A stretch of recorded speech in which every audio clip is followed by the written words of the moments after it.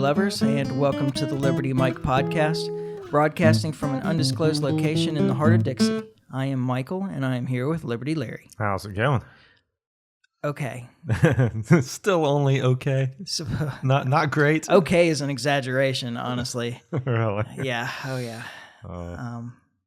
But I got my doctor's appointment moved up, and this is why I couldn't podcast last week just because I couldn't sit in front of a microphone long enough. Honestly, I'm not sure I can do it tonight. I think this whole thing has gotten worse. Because it started off with pain that ran from my scapula, essentially like the back of my shoulder, down the back of my arm to my elbow. Yeah. And then it's continued on down, it progressed to where it went down the back of my arm all the way to my fingertips. Oof. On my ring and pinky fingers. Yeah. Now it's my whole arm all the way down to my fingertips. Oh, man. And I'm finding fewer and fewer positions that I can just be comfortable. Yeah. Yeah. I'm not sleeping. I don't sleep anyway, but. And so the physical therapy isn't helping though? No, it doesn't seem to be. That's not good. I talked to Dr. Miller for the first time, who I did the interview with. Been a while now. Yeah, year and a half ago, maybe something like that. Yeah. Anyway, I talked to her for the first time in a while last night, and it came up, and she just went crazy about my doctor not having already done an MRI. Oh, really? Yeah. That's something you do pretty frequently though. Like MRIs, that. It's a fairly common procedure at this point. They're still really expensive, I think. Yeah. I have insurance though. Yeah. Yeah, but trying to get the insurance to cover that's going to be. I don't know. They should, but I just know how it is to fight insurance companies. Yeah. I don't know. Well, I don't think there's any choice now. Something's got to happen, right? Yeah.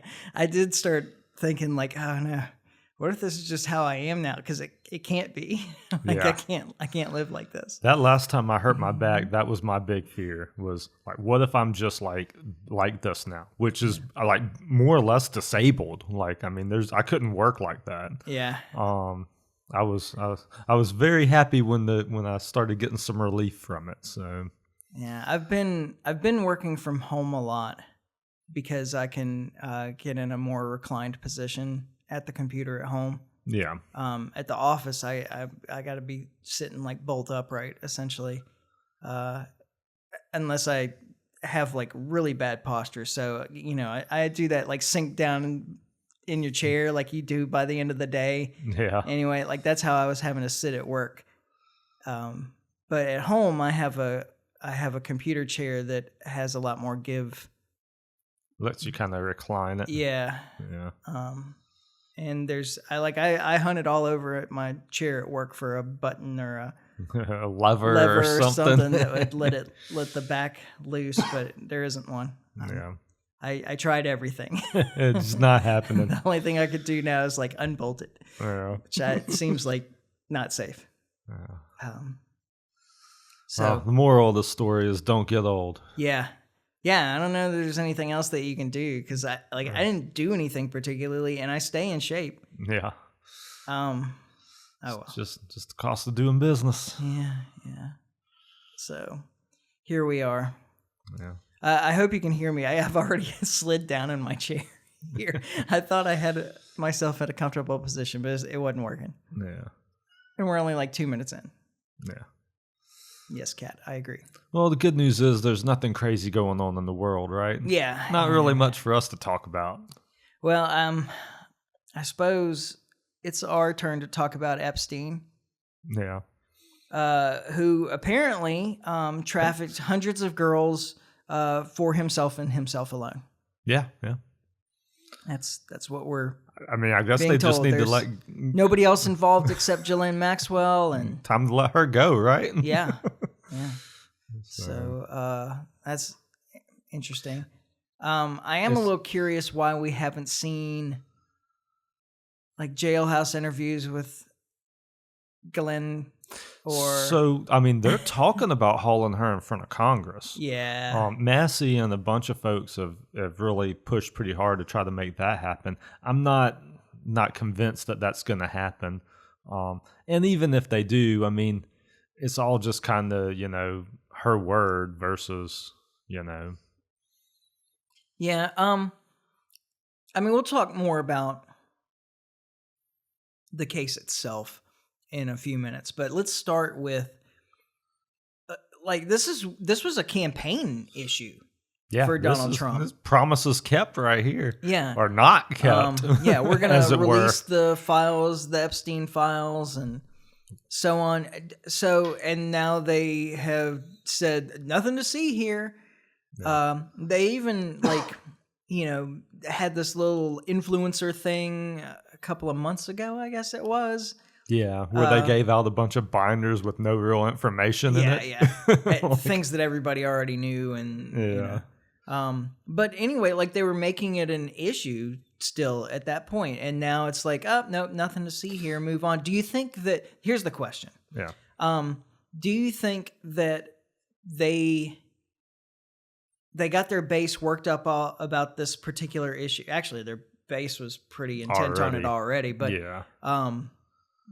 But they made promises to their base about this, and now they've reneged. Do you think that they thought that, oh, these people love Trump so much they'll just accept it, or I think the news cycle would move away from it really quickly and it would just be forgotten in no time? Or we live in a time where the news cycle evolves pretty quick.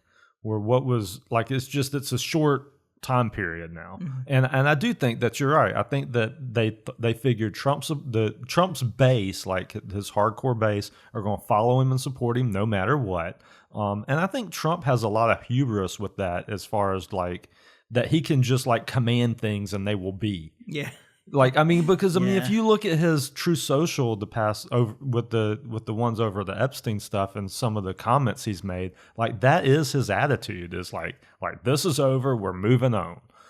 And his base is not having it, by the way. Yeah. So I like. It turns out MAGA, not a cult. Yeah, not when it comes to this. Let me tell you. So, I follow him on Truth Social, and I go to the comments section on all of the platforms that I'm on. I like to look at the comments section just to kind of see where people are at with different things. And so I got to where I didn't really do it that much with Trump on Truth Social, because regardless of what he posted, everybody was always in lockstep full support. If you've got Truth Social and you're following Trump, the people commenting are in his corner.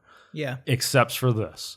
This is going through the comments section I couldn't find anybody that supported any of his posts on this. Okay, everybody. Let's do a comparison there, because I don't know anything about that. I hate the social media. Oh yeah. So everybody just that's following him on Truth Social got behind him on the Iran bombing? Absolutely. Really? Yes. I mean, which is, like I say, this is the only issue I've ever seen where it's just not everybody in the comment section supporting whatever he's talking about. You may have an arid one here or there, but that's just the way it always is. Yeah. But not with Epstein. This is a whole nother animal. I couldn't find anybody on there. I mean, the most that people would say in support of would be we love you, but this is a bridge too far, stuff like that. Yeah. But most of it was more ridiculing than that, Okay. So, well, that's interesting. Huh. Yeah. I mean, that's just, it's a big deal. Of all the issues, I would have thought Iran would have been more of an issue in that regard than the people that support Trump are pretty hardcore supporters, but of course, I mean, Iran was going to have nuclear weapons in a matter of days. Yeah, well, a lot of people that support Trump just buy into that propaganda. Yeah. Whatever he's kind of spilling out, they kind of suck it up, but not this one. He's overplayed his hand here. Yeah. And I'm kind of surprised. He ought to have known that this one would be a bridge too far. And it seems to me that what he would wanted to have done was just let the clock kind of run out on this. kind of dribble little bits out here and there, and not really do anything. Not just make an announcement that we've decided that everything's fine. Yeah, exactly. Like it's so insane that that they would think that this would work, and this isn't going away. So I don't know. You may have heard, and it may already be out by now. I'm not sure, but Tucker Carlson's supposed to interview the guy from Martyr Maid. I can't think of his name. I'm trying to think of his name too, and Daryl Cooper. Yeah. And like they're gonna do like a whole big long form thing on Epstein, on Tucker Carlson. Like this isn't going away. Yeah. Okay. So Trump had that kind of blow up at the. Actually, it was at a cabinet meeting. It was this cabinet meeting. Yeah. Where the reporter asked about the Epstein client lists and so forth, and whether he was connected to any intelligence agency and so forth, and asking the question to Pam Bondi, H.E. Barbie, right? Yeah, right. And Trump interrupted and kind of like blew up at the guy. Like, are you still asking questions about this creep? Like, this is over, like. Don't you know we have bad weather in Texas? Yeah. And we're winning everywhere. I mean, honestly, like watching that thing. Go ahead. I was just going to say his social posts were the same way. It almost like he kind of speaks incoherently anyway, and you kind of have to parse it out. But his posts, I couldn't even follow like what he was, because he was trying to implicate the Democrats. Oh yeah, he was saying this whole thing has been made up by the Democrats and the Republicans fell into it. But it's so incoherent. Like, and he's not that he's not always that way, but usually I can kind of read through and parse out, and like his stuff on the Epstein, his posts were just so incoherent, it just didn't make any sense at all. Yeah, except the problem with that is that the most prominent or well-known people implicated with the Epstein stuff besides him are Bill Gates and Bill Clinton. Yeah. So it doesn't make any sense for the Democrats to like push this kind of narrative. I mean, in some ways they were kind of trying to push Bill Clinton out for a little while, but these rumors are older than that. Oh yeah. And Bill Gates is just a huge Democrat supporter. Like there's no way they're throwing him under the bus for I don't know, to cover up anything. Now there is an argument to be made that this whole thing is just a distraction. Yeah. Like, let's get these people talking about this sordid mess instead of like the actual terrible things that our government's doing. Yeah. Well, there's plenty of terrible things our government's doing. But. Yeah. But I honestly, like watching that, I thought that he was sincere. Yeah. But it wasn't sincere in the sense, like it was sincere in that he's like, this story is detracting from my greatness. Yeah. Like I'm doing all these wonderful things and you're not talking about that. You're talking about this guy. Why are you talking about this guy instead of talking about me? That's how it came off. That's how you felt. Yeah. Yeah. I can see that. Talking about all the wonderful things that I'm doing. Yeah. Yeah. And so, I don't know, like listening to him is so weird. There's a point at which, I mean, it was a long time ago now. Yeah. Where I'm just like, leave the previous president alone. Leave Biden alone, man. Right. He lost. You won. Like, yeah.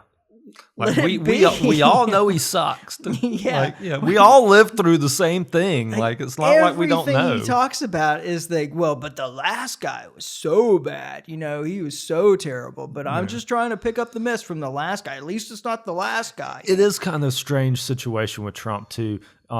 Both of his terms, he gets to just kind of sit up there and crap on the previous president. Yeah. Like, like in his second, if he had won a second term, he wouldn't be able to like keep crapping on Obama. That's an interesting point, actually. Like he gets two terms of just like crapping on the guy before him, where most of them don't get that, especially by the second term. Like you own it by now, but he don't get to own anything. Well, he's pretending not to own anything still. Yeah. We'll get to that later too. Oh yeah. But let's In that same particular cabinet meeting. Yeah. Then Pam Bondi did actually respond. Yeah. Yeah. It's not, even though Trump gave her the option not to. I know. She was just taking that. But because wow. Because her response was pretty incredible. I like that you used the word respond instead of the phrase answer the question, because she sure didn't do that. No, right? Absolutely. But let's play that response all right. Real quick, and we can talk about it. Yeah.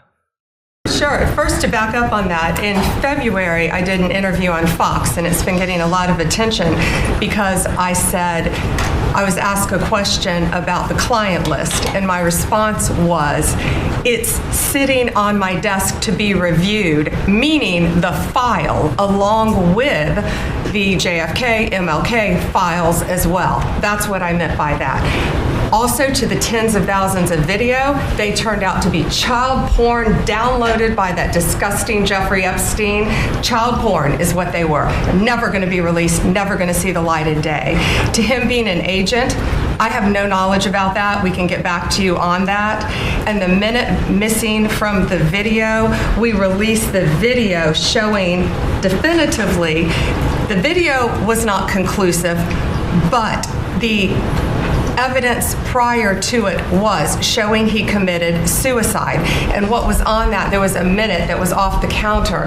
And what we learned from Bureau of Prisons was every night, they redo that video. It's old, from like 1999. So every night the video is reset, and every night should have the same minute missing. So we're looking for that video to release that as well, showing that a minute is missing every night.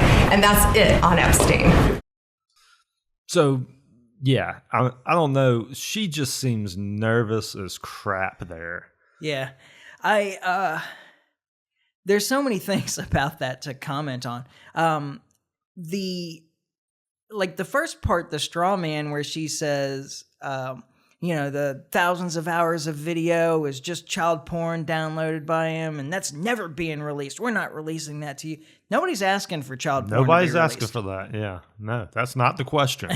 I mean, but the rumors have been for years and years that there were thousands and thousands of hours of video from his various residences and so forth. Yeah, that he had wired up for exactly that. And I think that some of that has come from people that are fairly reliable in that regard. I mean, I couldn't find anything. I was only looking up for people within this investigation saying that, which I haven't found.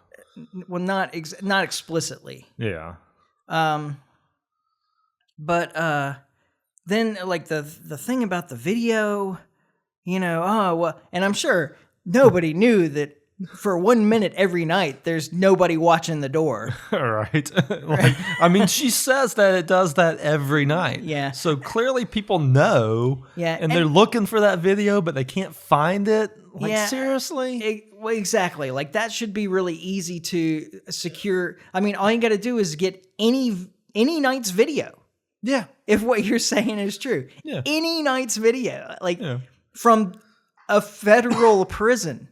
Right. How hard is it for the Attorney General of the United States to get video from a federal prison? Besides the fact that, I just have a hard time believing that they're, popping VHS tapes out and sticking new VHS tapes in at this point. That just, I don't know, that doesn't ring true. Yeah. And they were talking on No Agenda. I don't remember this specifically, and I certainly can't confirm it. But Adam was saying that the original video included that minute. The original video that they released. And I don't really understand how all the metadata and all that stuff works. Mm-hmm. But my understanding is that it's clearly altered. Okay. That anybody that knows how to look and track metadata can see that the video that they released was very altered. Mm-hmm. Like I say, I can't really speak to all of that because that's way above my scope of knowledge. Yeah. So well, and with the Adam saying that the original video had that minute in it, I was thinking, well, I don't remember them making a big deal out of a minute missing, which I'm sure they would have at the time. Oh yeah, yeah. So maybe, but I don't know about that. Yeah. But that whole bit just doesn't ring true. Yeah. It doesn't sound believable. Yeah. Like no part of it. And then, but the part that I kind of really wanted to focus on there was the question of whether he is connected to any intelligence agencies. And she says, well, first off, she changes the question a little bit. Yeah. She says, well, whether he's an agent or not, I mean, I don't know about that. We can get back to you on that. Now, it's hard for me to imagine that in this file on this guy, there's nothing in there. When she says she's got to get back to you on that, she means she's got to go ask her boss. Wait, what are we doing here? What do I need to say? I wasn't prepared for that. Let me check with my supervisor. Yeah, exactly. Yeah, that's probably true. Yeah. It's just I can't imagine in the file on Epstein that there's no mention of. Okay, so. I heard Max Blumenthal do a quick rundown of his connections with intelligence, mostly Mossad, but also CIA connections. Yeah. I couldn't find it. I went back looking for it. Mossad and CIA pretty well work hand in hand, right? Yeah, I mean, I don't know, but... I don't know. I mean, I don't know either. I'm really more asking. On places where they agree, I think. Okay. I mean, well, I would expect them to. Both agencies are inherently duplicitous. Yeah. So, but and then I couldn't find the bit I was looking for because it was only like maybe a minute and a half of Max Blumenthal saying, well, first off, Ghislaine's father, Robert Maxwell, got like a hero's funeral in Israel. There were a lot of rumored connections between him and Israeli intelligence. Yeah. And then Len Wexler? Is that right? I'm so bad with names. Is probably his primary patron. Yeah. Les Wexner? Jeez. Les Wexner. I can't even say it. Wexner? Wexner sounds right. Okay, maybe that's But I don't know. Anyway, something like that. I'm sure, go look it up. Yeah. I'm bad with names. That ought to get you in the right place anyway. Yeah. And, and like there's always been questions about where Epstein's money came from and so forth. I don't know. It's just... So I listened to Scott Horton and the guy that... Daryl Cooper did a podcast. I can remember his name that long. Right? Yeah. Dude, I'm that bad with names. It's really kind of terrible. But like, so Daryl Cooper did like a 6-hour thing on Epstein on the Martyr Made podcast. And he kind of did a condensed version with Scott Horton on their new podcast called Provoked, which, by the way, I recommend. That's the only episode I've listened to so far. But if you really want to get like down in the weeds as far as what's going on here, like that's where you should go is Provoked, Scott Horton, Daryl Cooper. Like it's not the 6 hour. Okay. It's not the 6 hour version. It's the condensed version of his 6 hour deal with Scott Horton, like kind of playing devil's advocate, trying to poke holes. And it's really good. Like the connections and the way all of this kind of played, like it's as dirty and as grimy as it can get. Yeah. And to make it like it just is. But a lot of it, he goes into kind of some of the theories as far as where this guy's money came from and how he just kind of appeared, Yeah. Like he goes through what's known about him, but there's no like connection to, oh, well, he made these investments or did these things or these people. Like it's just all of a sudden he's got all of this money and he claims to be a high-end investor, but nobody seems to be investing. Or he doesn't seem to be investing in anything. Yeah, because a big thing that struck me through when he was kind of going through that, and I guess this would be kind of my takeaway, was that whenever you're like one of those big investors where people are pulling like hundreds of millions of dollars into your investments, like you're not just like on a stock app poking in trades. Like you're taking like positions in companies. Yeah. Like you're not just putting 600 million into a few companies and hoping that they do well. Like you're kind of like on the board. You're on the boards now, and you're really pulling some strings. And there's no evidence that he's ever done any of that. But that's supposed to be where his money came from. So, like, like I say, it's interesting. Like, I highly recommend the podcast. Yeah. Glenn Greenwald had about a 30-minute episode on Epstein's connections with intelligence. With intelligence, yeah. Yeah. So, like, there wasn't a way that I could pull clips from that. Yeah. In like a clippable way in terms of just like putting it into this podcast. Yeah. So I just recommend that you go find that. It's about 30 minutes. Yeah. It's worth listening to. It's actually kind of one of the episodes where Glenn Greenwald is a little snarky. You don't hear that from him a lot, but this is a good example of him being snarky. Yeah. But it's interesting. And then, of course, Pam Bondi ends on and that's the end of that. Like, the case closed, like, you know? Like, this is it. And I think she's refused to answer questions several times about Epstein since then. Yeah, because she realizes that this is not a fun thing to talk about. Yeah, but the administration has made this claim now that, like, that they didn't promise client lists and things like that all this information would be released, that they only promised that they would look into it thoroughly, and that they've checked under every rock and opened every closet or looked under the bed or whatever. I don't know. Yeah. And that it's done and there's nothing there, and so everybody move on. Yeah. But I did find this clip. Go ahead. Go with your clip. Okay. I did find this clip from Piers Morgan where Alina Habba was talking. This is the end of February. Alina Habba is White House counsel. Okay. So she's an attorney for the executive of the United States, for the president. Yeah. And she was talking about this case, which presumably then she's involved in if she's talking about it, on Piers Morgan, like right at the very end of February. And this is what she had to say about what the administration had. All right. We have flight logs, we have information, names that will come out. Is it going to be shocking? I don't see how it's not shocking that there were so many individuals that were hidden and kept secret and not been held accountable. Let's talk about the reverse. I believe in accountability. So you have to now go through your process. Now, I won't say they're guilty until they go through their time in court. Okay. So she says that they're actually going to give us information. Yeah, right. Well, and that's kind of the whole problem here is it's kind of like, it's just like, just trust us. Mm-hmm. There's nothing here. And it's like.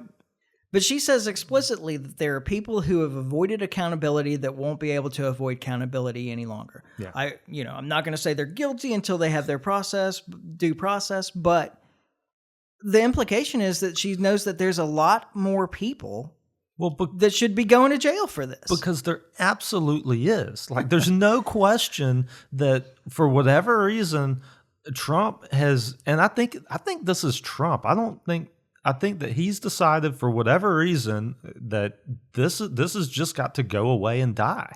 Well, I didn't think that we were ever going to get information on this because it's damaging to both sides, I'm pretty sure. Well, it is. Like, I'm really confident that there are a lot of powerful people on both sides of the aisle that would go down with this. And so neither party wants this information to come out. Yeah, which is the reason it'll never come out. But I did expect them to kind of at least drip and kind of at least make it look like they made an effort to try to like show us something and then kind of make it go away. Yeah. Like this whole just like... There's got to be some dead people involved somewhere that they could throw under the bus at this point. Right? Like something. It just seems like it's so...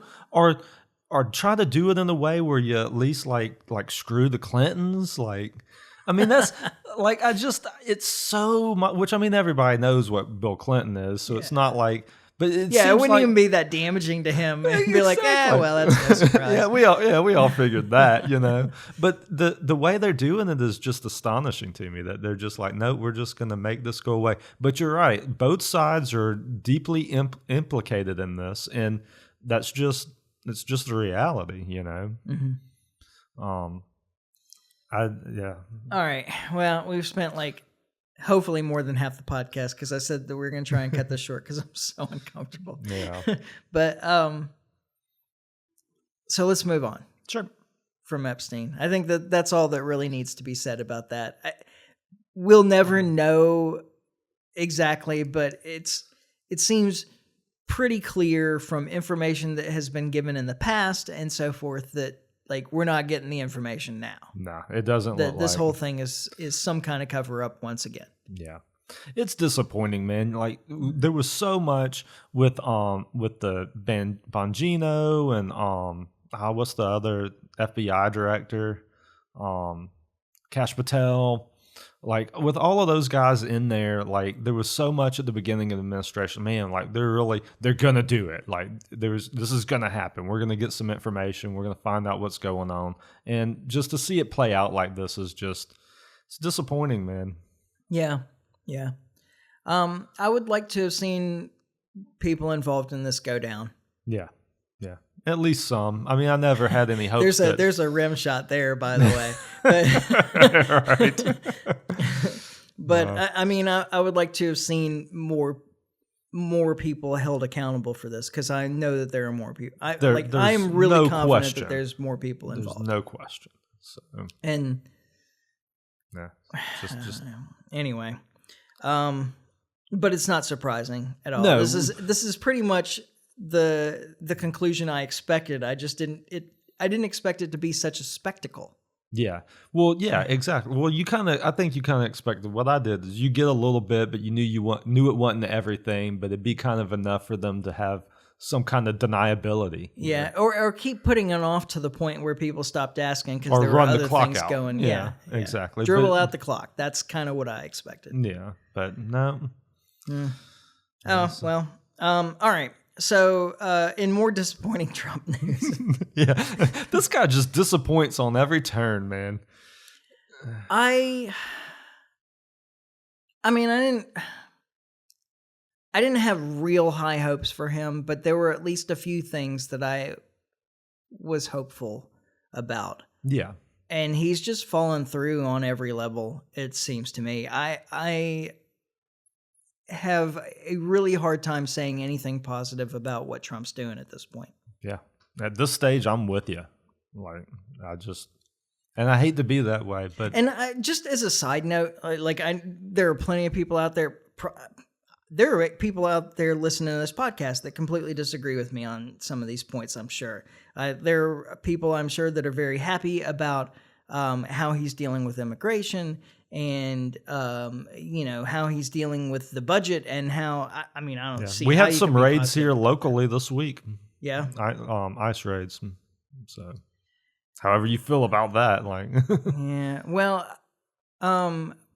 some of the things that I heard, I don't keep track of local news that much, but some of the things that I came across were raiding restaurants and stuff. Yeah. That's just not, that's not the kind of immigrants that I was concerned about. Yeah. Well, that's the not guys what, that that's are not working what in the kitchen at the local Mexican place. Pedro's or what? It's not Pedro. El Patron was the restaurant. It's right up the road from me. I've eaten. Yeah. Well, I eat at the old location, not in the new one. Yeah. So, I may know some of those guys that were taken. Mm-hmm. So bought weed from them in the parking lot. Right. They're not criminals. They're not criminals at all. No. Yeah. That's a joke. Please. Yeah. People don't. Yeah. Don't send me emails. Yeah. Well, they don't know how to get in touch with you. You don't check your emails anyway, so even if they did know your email, it wouldn't do any good. Well, there you go. But so now it's restoring weapons shipments to Ukraine. Yeah. And this pretending that he didn't know that they were stalled. Oh, I don't know who did that. Okay, so that's a problem in and of itself, don't you think, Mr. President? Right. So I don't know. He's all over the place. I can't. I can't follow Trump. And even I feel like every time we talk about something that's happened within the administration on this podcast, by the time the podcast comes out, it might be wrong. He's flipped on it. Yeah. Yeah, because he doesn't work in straight lines. Not at all. It's 4D chess, though. Oh yeah, that's what his supporters will say. No, except when it comes to Epstein, they don't believe in the 4D test. Chess on Epstein. Yeah. But everything else is 4D chess. No, it's haphazard because he has no idea what he's doing. Yeah, it is. Yeah. Or he's treating government like a business where you can be sneaky and lie and indecisive cheat and to try and achieve your agenda. Government doesn't work that way. You're the spokesperson for this nation, right? Like you're not just trying to achieve a profit here. And when you lie on behalf of the United States, you make the United States an untrustworthy ally in all regards, or partner in all regards. Yeah. That's the real problem. That's going to be the real legacy of the Donald Trump presidency, I think, at this point. And it's terrible, is that he has made the country completely unreliable. Yeah. And it was already pretty unreliable before. Like it's not like to make that worse is kind of an achievement. Yeah. The difference is that the unreliability of the country before was because we elect a new president every 4 years. Well, yeah. I mean, we don't always get a new president every 4 years, but they hold elections. The next president may reverse course from the previous president on some major issues. Yeah. Generally with foreign policy. The problem here is that this president is undermining himself. Yeah. Right. That he's saying one thing and doing another, or saying one thing and starting down that path and then changing his mind and reversing course. There's no consistency to it. Yeah. And I will harp on that the worst decision that has ever been made by a president. Well, that's hard to say, actually. I mean, but it does so much long-term damage. I'm negotiating with Iran. We have diplomatic talks scheduled for Sunday. Meanwhile, I'm helping the Israelis plan a sneak attack, and I'm using our diplomatic schedule as cover for their attack. Yeah. That really might be the single worst thing a president's ever done, just because of the long-term effects that it has on any kind of diplomacy. Yeah. I mean, it's right up there with Gaddafi in Libya. With the Libya model, after Gaddafi gives up his weapons of mass destruction or his nuclear weapons, and then like a few now's years, our chance to invade. Yeah, and then and then Hillary Clinton as Secretary of State goes in and takes him out. Like, there's no way she would have done that if he had still had those weapons. I was the comparisons that were in my head was all Woodrow Wilson stuff. Oh, really? Because I think that he's the worst president this country's ever had. But entry into World War I was a pretty terrible decision by a president, had some very severe long-term consequences. Yeah. And of course, the establishment of the Federal Reserve. Federal Reserve, yeah. So those are both like really bad, but I think the downstream effects of this diplomatic scandal's not even the right word, just this duplicitousness, this intentional use of diplomatic negotiations to cover a military action. Yeah. Will have like really severe downstream consequences for the United States. Yeah. No, I completely agree. But here we are again on a change of course where Trump is now decided that he's going to give a bunch of weapons to Ukraine because he thinks that that'll help help achieve a diplomatic end to the war somehow that is completely dependent on Putin agreeing with him. By the way, I mean, that was absolutely Biden's approach, was that we're going to give the Ukrainians all these weapons so that they can defend themselves against the Russians, so the Russians will surrender. Like that's what Trump is doing here. Yeah, like by sending the weapons back and going back to this policy of sending the weapons, like that is the Biden like doctrine. Yeah, well, no matter who you vote for, you get John McCain. Well, here is Trump denying your allegation there So let's go ahead and listen to the clip of him talking about this. Are you on Ukraine's side now? No, I'm on nobody's side. I'm on no. Why? I want to. You know what the side I'm on? Humanity's side. I want to stop the killing of thousands of people a week. I want to stop the killing. I want the killing to stop in the Ukraine-Russia war. That's the side I'm on. Well, we're going to see what happens with President Putin. So far, I've been very disappointed with President Putin. I've solved a lot of wars in the last 3 months, but I haven't gotten this one yet. This is a Biden war. It's not a Trump war. I'm here to try and get us out of that mess. All right. What's so frustrating about that is, like, I want to believe that he means what he just said. The problem is, if you're still sending in weapons, you don't mean that. Yeah. Both can't be true. I guess you could make the argument that, well, I'm sending the weapons in as the defensive thing because I want less people in Ukraine to die and less people to die overall. But we're not going to overwhelm Russia here. Like, if you truly want less people to die, we need to walk away and be like, look, we're here to negotiate, but that is it. Yeah. We're not giving you weapons. We're here to help negotiate. And when we stop giving you weapons, Ukraine, maybe it's time to make some concessions. Yeah, because Ukraine's not going to make any concessions as long as we're still giving them weapons. Yeah. And I think that Putin was serious about negotiating an end to the war at the beginning of the Trump presidency. At this point, I don't think he is. Well, because he's in a position of power. Like, he holds the as Trump would say, he holds the cards. Yeah. And Trump doesn't. Trump needs to recognize that he doesn't hold the cards now either. No. Well, but the problem is the cards he holds, he's not playing. Because just like what you just said, if he stops giving Ukraine weapons, Ukraine has to come to some kind of agreement with Putin. Yeah. Like, they just have to. The problem is that the United States is negotiating with Putin and with Russia, and Russia has been very clear about what their terms are. Yeah. Like the non-negotiables. Yeah. Like, we're winning on the battlefield. Yeah.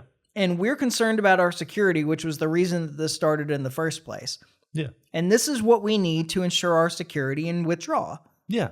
From not the entire country, but from, from the areas that we agree to withdraw from. Yeah. I mean, more or less. Yeah. Yeah. And so, and Trump is not in a position to make any changes about that. Like, there's no. Well, and Putin needs that. Like, Putin, they can't afford to withdraw, not take all the areas they need to take to get their security, and then the next administration have to go do this again. Yeah. Like, they have to get the security guarantees now. Yeah. While he has the cards. In April of 2022, it could have been 2 oblasts plus Crimea, which is a lost cause. Yeah. I don't know.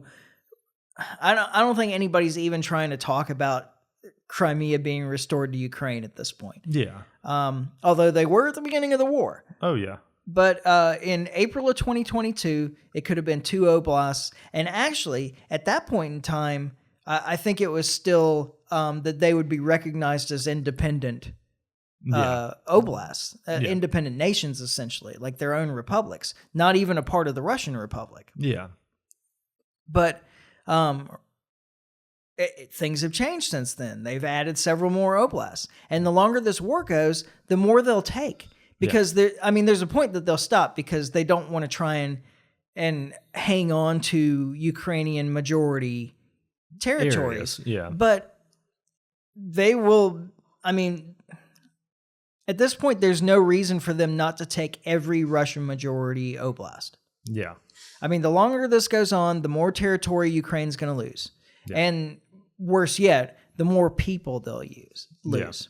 Yeah. Well, like I say, Trump, he has cards to play here, but he's not willing to do it. Well, I think that he's afraid that if he agrees to Putin's terms, that they'll say that he just capitulated to Putin and he lost.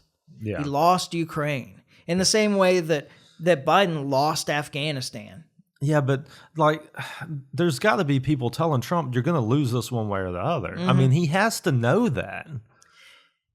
But it's Trump, so yeah, he doesn't have to know anything because it's Trump. Yeah, Trump probably knows what people are telling him, and I bet that there are people telling him, oh, Ukraine just needs more weapons. They've got this. Yeah.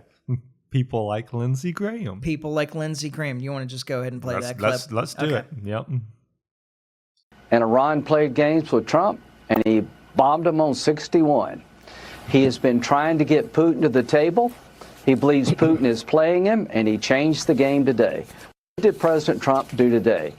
He's selling weapons to NATO to benefit Ukraine. It is good for the American economy. These factories that exist in America that make weapons, they will be selling those weapons to NATO.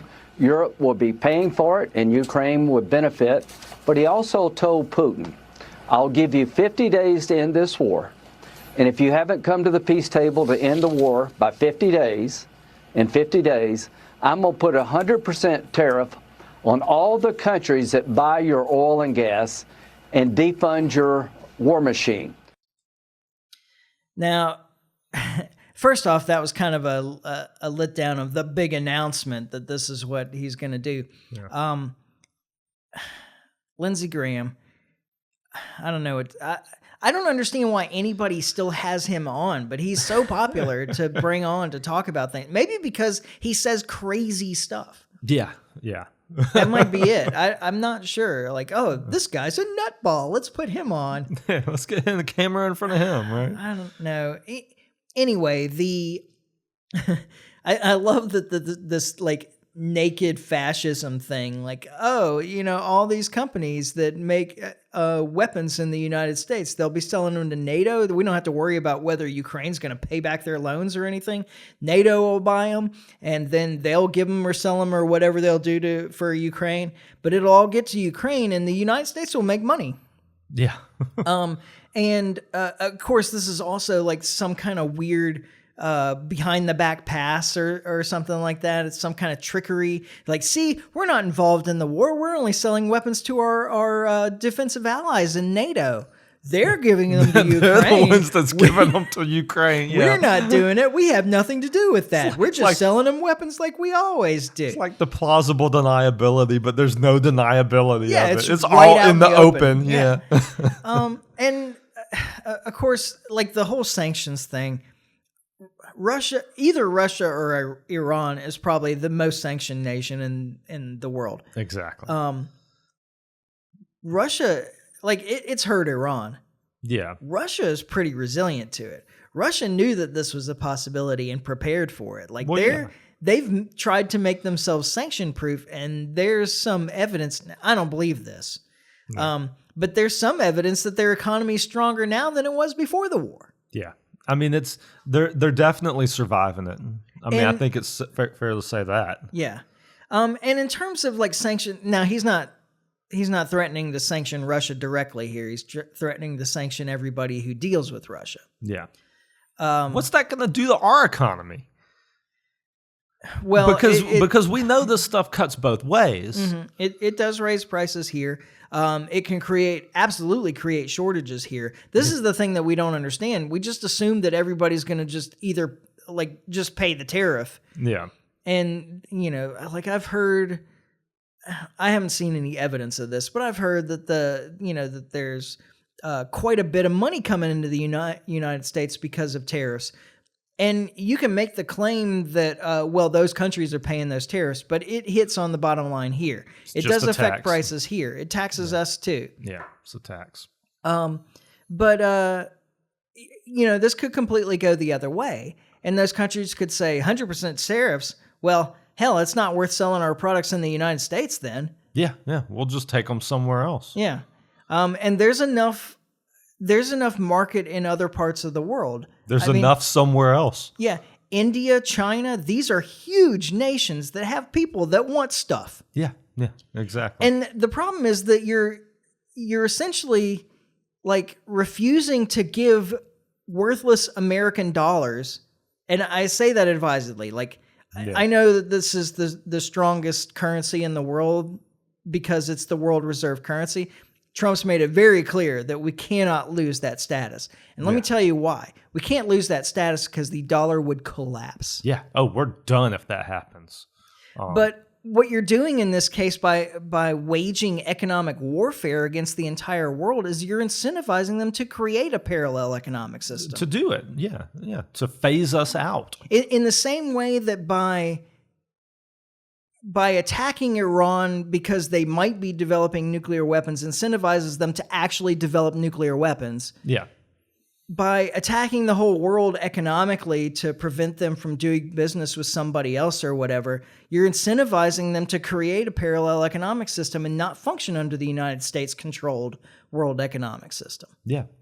And while all of that's going on, Lindsey Graham is sitting here boasting about how we produce all of these weapons. And so you're ending up in a situation where, okay, well, we produce a bunch of weapons here, but what else do we do? Yeah. Like our people can't use those. I mean, if you listen to some of the retired or former military guys like Douglas McGregor or Danny Davis, you'll hear that we don't actually produce enough of that stuff either. Yeah. That was the real question about continuing to support Ukraine, is whether we could produce enough to support Ukraine and still meet our own needs. Yeah.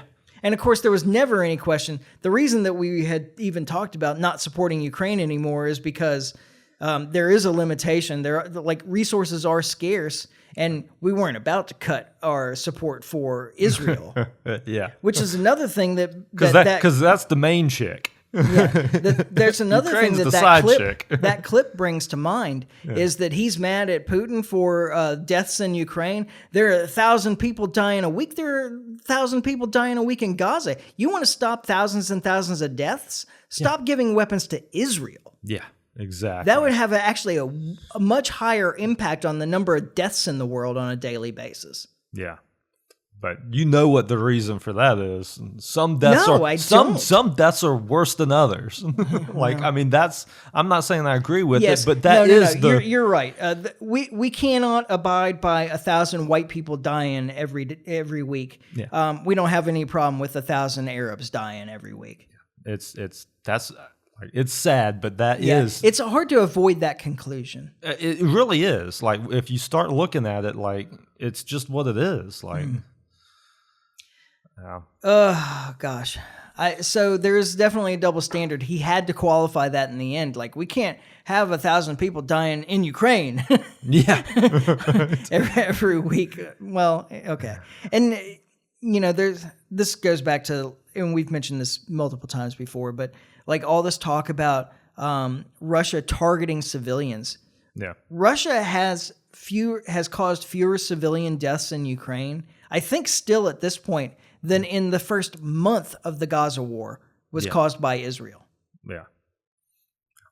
And Russia is, despite what everybody says, Russia is trying to manage this war in, I don't know, the best way you can. Yeah. I mean, they're certainly trying to avoid civilian deaths because they're taking territory. You don't want to turn the people against you. Well, yeah, exactly. Israel's actually trying to exterminate the people living on the territory they're trying to take. Russia... Yeah, because Israel just wants the land. Yeah, Russia's not doing that. Yeah. I mean, these are all... Okay, so this is one of the things that has been driving me nuts recently. This is kind of an aside, but it's worth mentioning anyway. This talk of anti-Semitism. You cannot criticize Israel. It makes you an anti-Semite. Oh, you think that the Jews are responsible for everything? No, I don't. Yeah. I don't think that the Jews are responsible for everything, but I certainly hold the Israeli government accountable for a whole lot of pretty terrible stuff. Yeah. Now, to be fair, I hold the American government responsible for a lot of pretty terrible stuff. Exactly. And the Russian government, and the Ukrainian government, and the Chinese government, and the United Kingdom government. Every government that I know of. Governments in general tend to do some pretty heinous stuff. Yeah. They just do. Like, it's the nature of government. Yeah. Every government that I know anything about, I hold responsible for some pretty terrible things. Exactly. So, the answer is to just eliminate government. Right? I'm just saying. Be a happier world. Argentina's doing a pretty good job of that. Of eliminating government? Yeah. I haven't kept up with what so I need to I ought to do a deep dive and talk about some of it. I can't even think of his name right now because I'm terrible. Malay. Malay, right.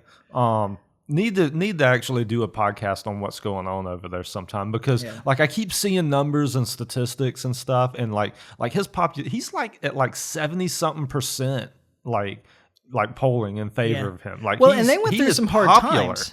Well, yeah, but that's the thing. Like, but he also said that was going to happen. He's like, I'm sorry, it's going to be rough for a while. Yeah, but we're fixing this. Well, and they have though. Like, like I say, I don't know all the numbers, but it seems like I'm constantly seeing numbers of like this. They're up this much here, this much there. Like it's turning around, and it's doing it pretty quick. I mean, all things considered. Yeah. You know, good. It would be nice to have a representation of what a limited, libertarian-leaning government can do to a troubled nation. Yeah. Okay, so back to this clip though. Okay. This is also kind of an aside, but I think I'm done with the clip explicitly. All right. Because this was another thing that I talked about with Dr. Miller the other night. He says, Graham says, oh, well, it benefits these American companies. They're producing these things. These are companies that are completely dependent on government contracts, which means they're taking money from all of us to give to that industry. Wait, you mean government money comes from us? Yeah. Remember, government doesn't produce anything itself. It has to steal, borrow, or create out of nothing. Yeah. Which means inflation. And so everything that it spends. Stealing all of our money and then giving it to weapons companies to then sell the weapons to blow up people across the world. Yeah. How can that not be an economic system that works? Right. Yeah. And this is the talk when I was talking with Dr. Miller the other night, she was complaining about the cuts to various medical programs that have been instituted by this administration. Yeah. Now, the first thing I said was, yeah, but those changes don't even take effect, haven't even taken effect yet. And she said, no, but the market has adjusted. The market has changed because of these decisions. Yeah. And in fact, like we saw the effects of the Trump administration at the beginning of January. I was like, but he hadn't even taken office yet. She said, yeah, but the market had already made changes. So I'd be interested in some examples of exactly. I would too. what I mean, generally, I'm curious. Because I'm not saying that it's not true. I'm just curious to what, because the market does adjust to things like that. Yeah. Ahead of time, it will, if it sees something coming, it'll make adjustments. Yeah. I'm just curious to what that looks like on the ground. I am too. Of course, so that's your homework. Some pretty significant disagreements about how the market works in healthcare, but yeah. But what I was thinking at the same time is, yeah, but your complaint really is that the money that the government's stealing from us, they're not pumping into your industry anymore. Yeah. And I don't have a problem with that. Now, I would rather, if they're stealing our money and pumping it into an industry, I'd rather they pump it into healthcare than into weapons manufacture. Yeah. But the point remains that you're essentially, and you're talking in about, this case, she's like mental health, right? Yeah, she does psychiatry. Yeah, I'm all for pumping a little money into that. Not that I'm condoning government, blah, blah, blah, blah, blah. But I'm just saying. If you have your choice about where your I'd rather do that than blow up people. Yeah, exactly. At least pretend to be helpful. Yeah, exactly. But it's essentially like she represents a special interest in the same way that these weapons manufacturers represent a special interest. Yeah. Government taking money away from us and pumping them into special interest industries is not a benefit to the economy. No. It's removing money from the economy and taking it away from what people can spend on things that they actually want. Yeah. And putting it into an industry that can only survive by using government to steal our money and give it to them. Exactly.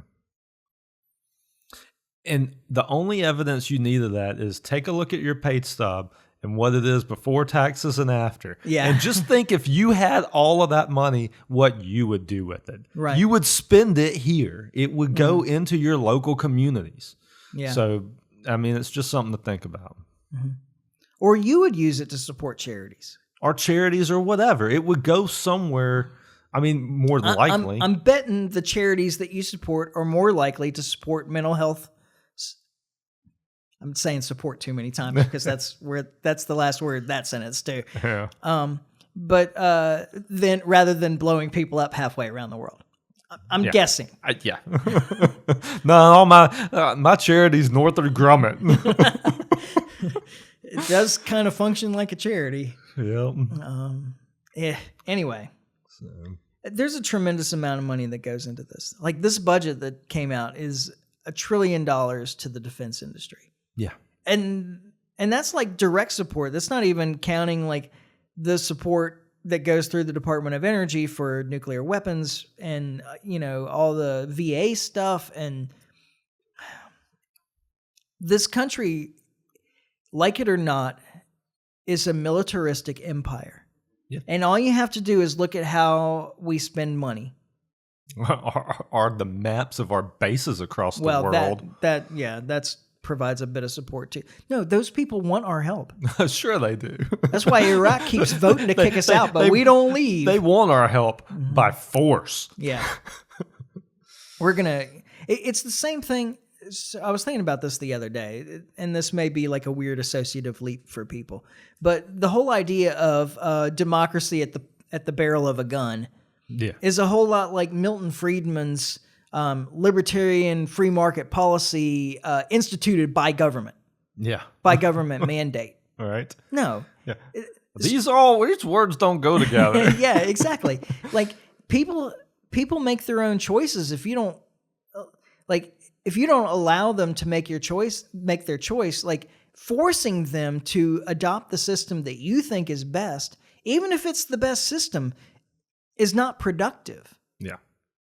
Exactly. Yeah. It just creates resentment. And then it creates the system as something to blame when things go badly too. Yeah. Yeah. So if you really care about democracy or free markets or whatever, you don't want them to be imposed on people. Yeah. Because then if things go badly, it reflects poorly on the system that you promote. Exactly. Yeah. Anyway, all right. I had something else that I was going to do, but there's no need, and I'm like really, really tired of sitting here. Yeah. So save it for next week. Yeah. Next week, our episode will be after my doctor's appointment, so hopefully they will have done something positive for me. Yeah. And we'll see. I think it's just going to be a bunch of imaging, though. I don't think don't think you're going to get any real relief? I don't think they're actually going to do anything to fix me at that point, but we'll see. Fingers crossed, Yep. Maybe government will pump some money into the orthopedics industry before I get there next Wednesday. And we'll see. Can always hope. Well, there you go. All right.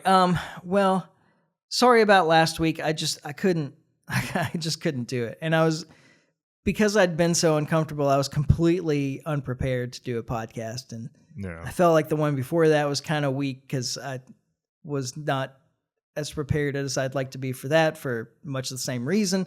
And I just didn't want to do two kind of poor ones in a row.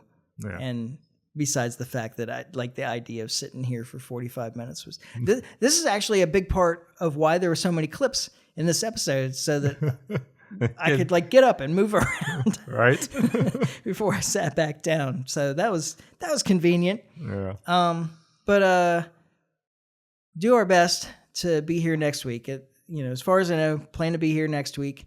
In the meantime, you can follow us on Facebook. You can subscribe on iTunes, YouTube, Podbean, like and share, comment, subscribe, bells and buttons, whistles and bells. Yeah. Whatever. You can also email me at michael@thelibertymike.com. And that's our website, by the way, thelibertymike.com. Got to get that The in article's important. Yeah. Let's see. Is that all the things? Always feels like all the things. No. You can always leave reviews and stuff like that too. Appreciate constructive criticism. And we'll be back next week when we finally get this right. In the meantime, try to stay free. Life short, live free. Ciao. Later.